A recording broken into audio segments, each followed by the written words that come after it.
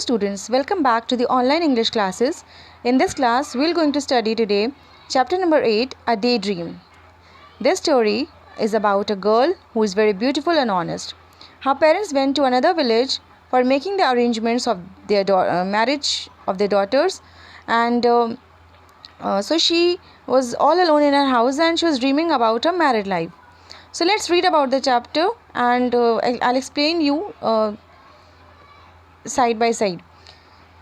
So a couple had a beautiful and honest girl. The parents were very proud of their daughter.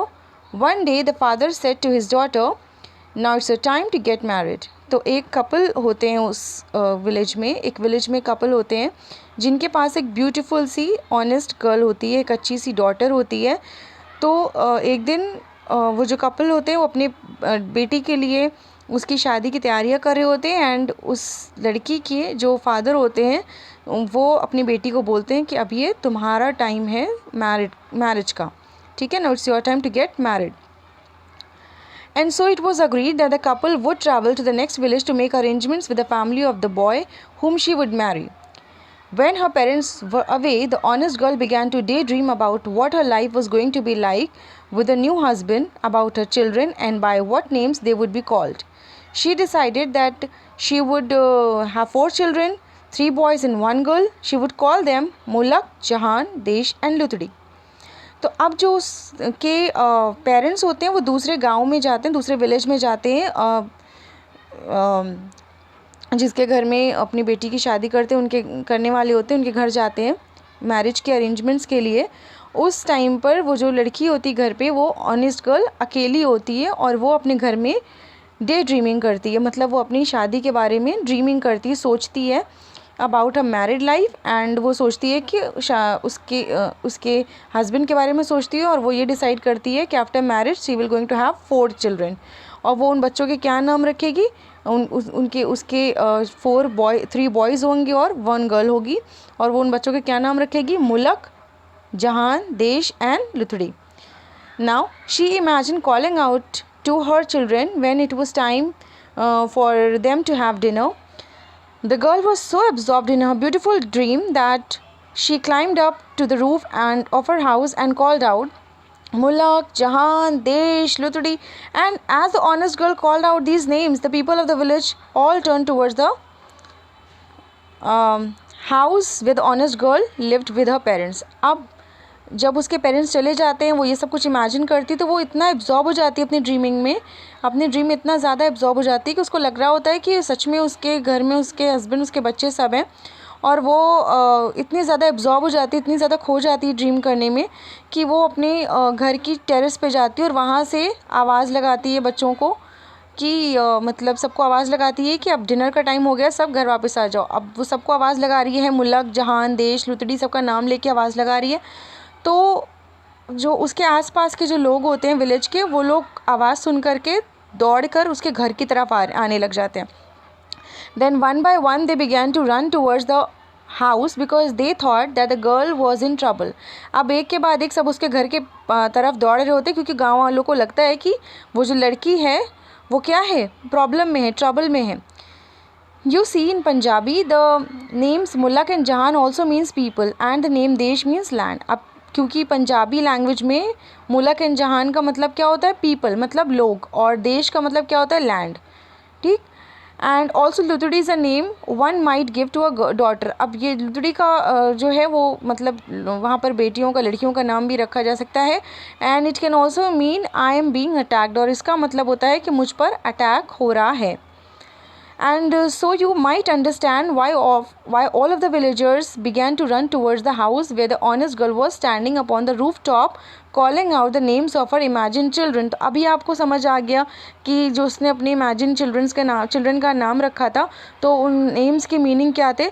तो उन meaning की वजह से, उन नेम्स की वजह से जो वहाँ के आसपास के लोग थे उनको लगा कि शायद वो लड़की जो घर के अंदर है वो शायद किसी प्रॉब्लम में है, तो सब के सब उसको बचाने के लिए उसके घर की तरफ दौड़े.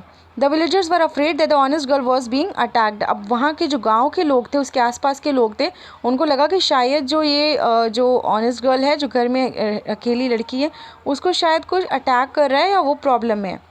At that very moment there was indeed a group of thieves who were trying to sneak into the house where the honest girl lived. उसी समय पर कुछ थीव्स, कुछ चोर उसके घर में भी घुस आए थे, ऑनेस्ट गर्ल के घर में घुस आए थे.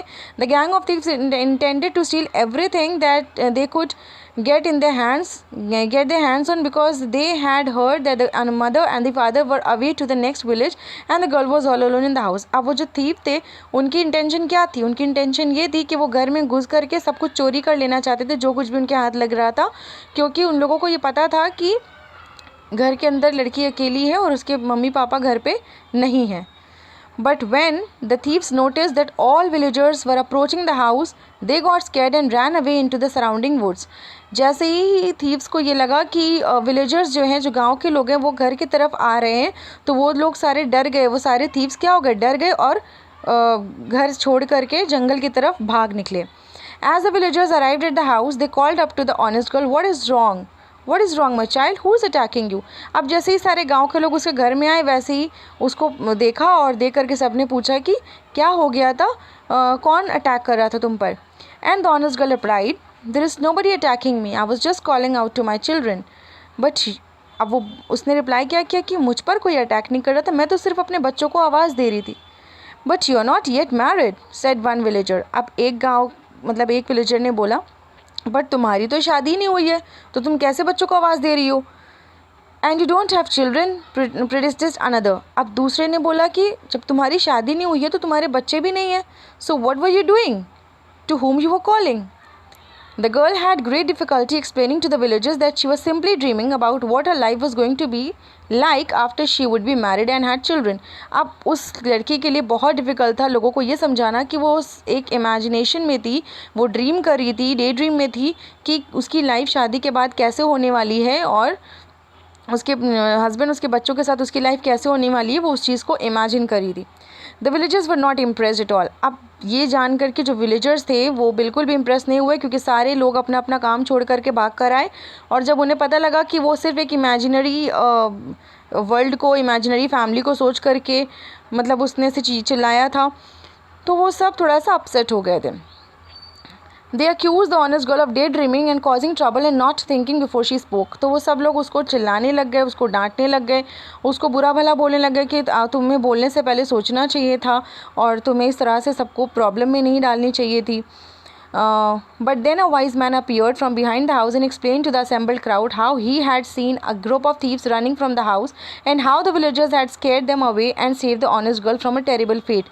तभी घर के पीछे से एक वाइज मैन, यानी कि एक अच्छा आदमी, एक समझदार इंसान घर में आए और उन्होंने उन्हीं गाँव में वालों में से बीच में वो भी थे.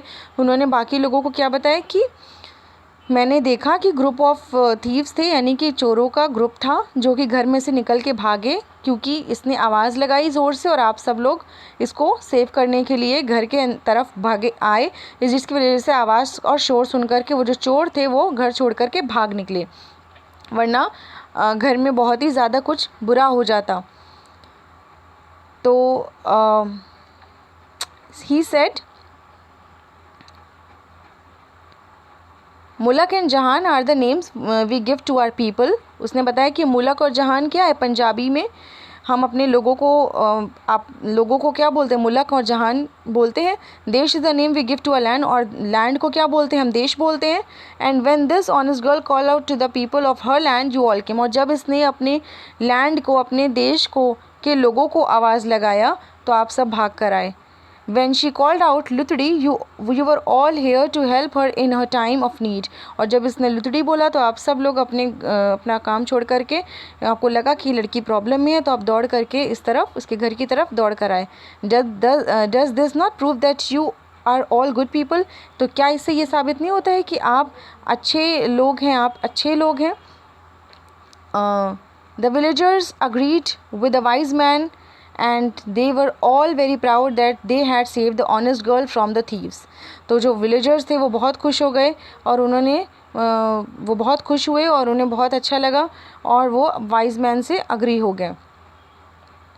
Then the wise old man looked at the girl and said, "Perhaps it is also true that it is a good thing for a young person to daydream once in a while.